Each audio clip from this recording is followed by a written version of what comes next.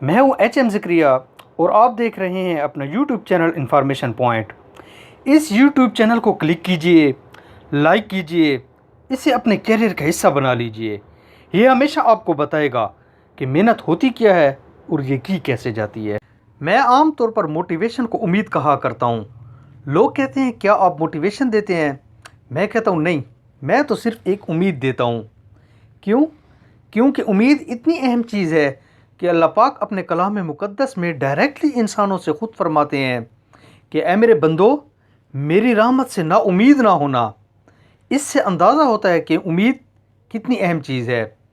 ہمارے ہاں educational institute, information institute یا میڈیا کہیں بھی نہ تو موٹیویشن ہے اور نہ ہی موٹیویشن کا تھیم ہے، نہ لیڈرشپ کا تھیم ہے اور نہ اویئرنیس کا تھیم۔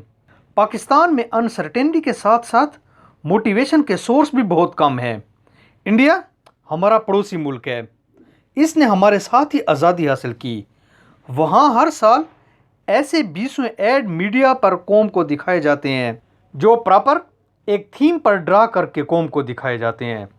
ان کے 20 ایڈ ایسے ہیں جو موٹیویشن کے لیے ہیں، جو انسپائریشن کے لیے ہیں، جو لیڈرشپ کی کوالٹی پر ہیں، جو پروفیشنل انسان بنانے کی تھیم پر ہیں۔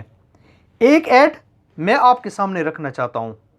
ایڈ یہ ہے کہ صبح کا وقت ہے، سب لوگ گھر سے نکلتے ہیں، لوگوں کے دفاتر، سیاستدان کے اسمبلی جانے کا وقت اور بچوں کے سکول جانے کا وقت ہے۔ سب اپنی منزل کی طرف رواں دواں ہیں کہ راستے میں ایک سڑک پر درخت گر گیا۔ اب سیاستدان بھی جا رہا ہے۔ سیاستدان کے لیے درخت سے آگے ایک گاڑی لگی ہوتی ہے۔ اس کو اس کی انتظامیہ کہتی ہے کہ سر، آپ کی گاڑی آگے لگی ہے، آپ اس پر بیٹھ کر چلے جائیں۔ وہ اس میں چلا جاتا ہے۔ پولیس والے کو کہتا ہے کہ راستہ بند ہے۔ وہ کہتا ہے مجھے سونے دو۔ سارے گاڑیوں میں سمٹے بیٹھے ہیں کہ درخت ہٹے گا، راستہ کھلے گا تو آگے جائیں گے۔ اتنے میں ایک بچہ اپنی اسکول وین سے نیچے اترتا ہے۔ بارش ہونا شروع ہو جاتی ہے۔ وہ آ کر درخت کو دھکا لگانا شروع کر دیتا ہے۔ کچھ دیر بعد اس کو دیکھ کر جھگیوں کے بچے بھی اس کے ساتھ شامل ہو جاتے ہیں۔ کچھ دیر بعد ایک اپاہج آتا ہے، وہ بھی درخت کو دھکا لگانا شروع کر دیتا ہے۔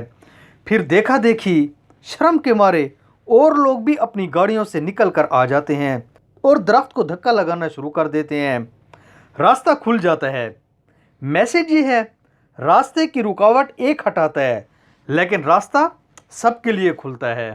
ہمیشہ دوسروں کے لیے راستہ بنائیے، دوسروں کے لیے راستے آسان کیجئے، آپ کی اپنی کامیابی کے راستے بھی آسان ہوتے جائیں گے۔ اگر آپ کو یہ ویڈیو پسند آئی ہے تو آپ اسے کسی نہ کسی کے ساتھ شیئر ضرور کیجئے گا۔ یہ انشاءاللہ کسی نہ کسی کو فائدہ ضرور دے جائے گی۔